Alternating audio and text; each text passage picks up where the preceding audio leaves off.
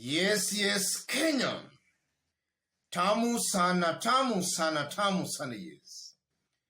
There is a story I want us to dissect and see the games being played behind the scenes.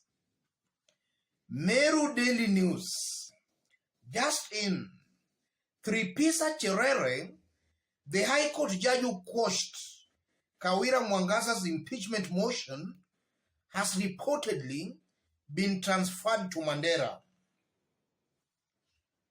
That's the story I want us to dig deep to understand the games being played behind the scenes. If you are watching us for the very first time, subscribe, give this video a like. Some days ago, this judge stopped Meru MCAs from impeaching Kawira Mwangaza. And while making her ruling, this is what she said: I'm guided by the principle that a party such as a petitioner is not required to suffer illegality or breach of her rights and resultant injustice on the solace that her grievance would be remedied either by the Assembly and the Senate, she said. And then she continues, upon considering the application and preliminary objection, and after hearing the presentations of the council, this court finds that the procedure adopted by the respondent to process the proposed motion of impeachment is flawed and has the effect of violating her constitutional rights. She ruled, under the powers donated in this court by Article 23(3) of the Constitution, it is therefore ordered that the impeachment motion dated 21st, 2022 by members of the first respondent scheduled for debate on the November 30th is flawed. Yes, that was her ruling. So today, information we are gathering is that she has been transferred to Mandera. What does that mean politically? Let's dig deep, ladies and gentlemen. The first meaning: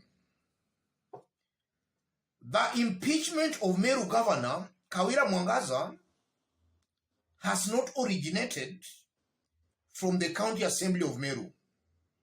Some powerful forces,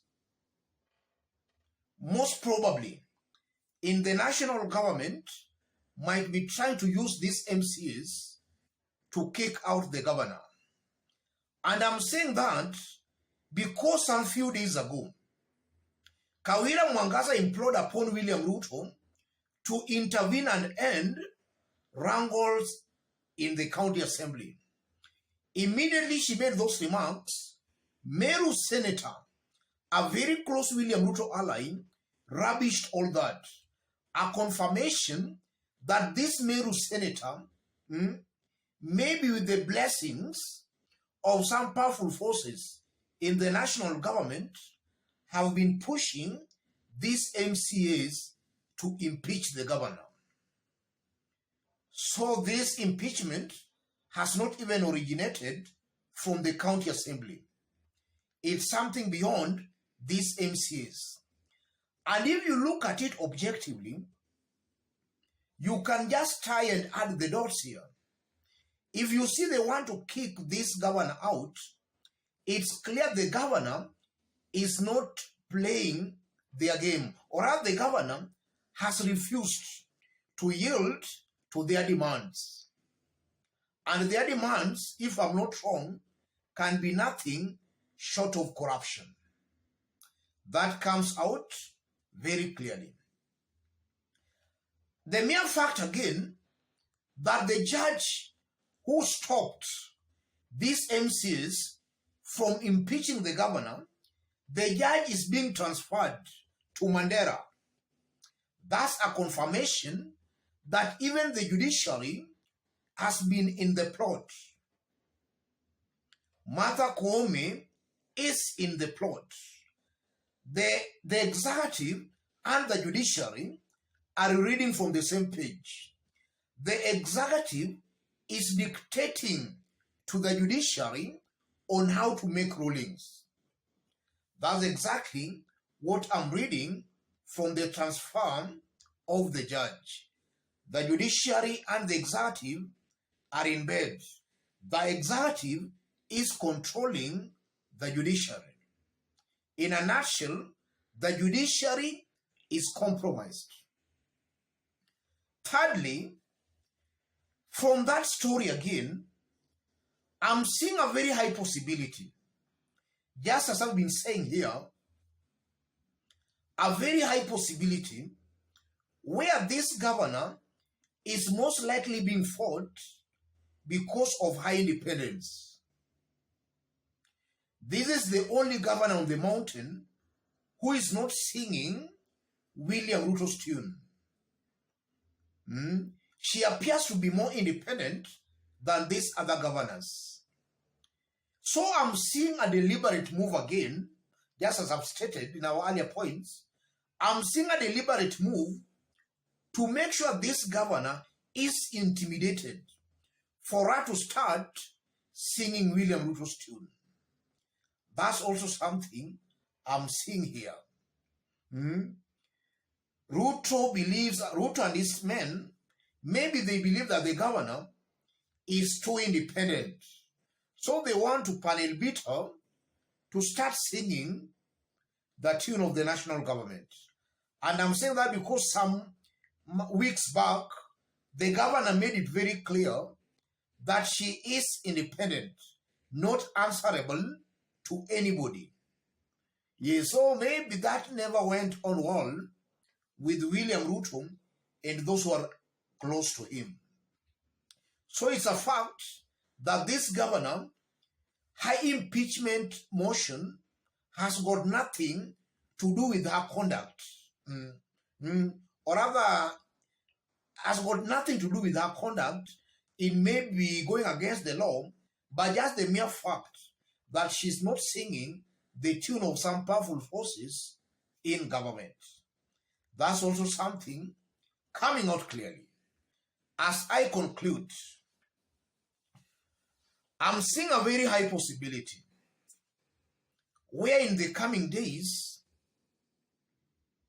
and even months, as long as Martha Koome and her bench are still there, they are going to compromise these lower courts. In fact, from the rulings the lower courts have been making, the lower courts have been appearing to be more independent than the apex court, the Supreme Court. From the look of things, the more Martha Koome and her bench continues staying in office, they are most likely going to compromise these lower courts. And this is why I still maintain that Kenyans should turn out in their thousands to remove Martha Koome from office. Because in my honest opinion, Martha Koome and her bench, they are the weakest link in the Kenyan judiciary. And I just don't understand what's wrong with some Kenyans. It's a fact. A majority of Kenyans do not have faith and trust in Martha Koome and her bench. But they cannot even resign. They are still holding on to office. And you are seeing they're holding on to office is leading to a lot of corruption cases being dropped. And now we are even seeing judges being transferred for making their independent rulings. Martha Koome and her bench, their continued stay in office is going to seriously spoil and dent the image of the judiciary. The best thing is for Kenyans to actually remove them from office. Let me stop it there, ladies and gentlemen.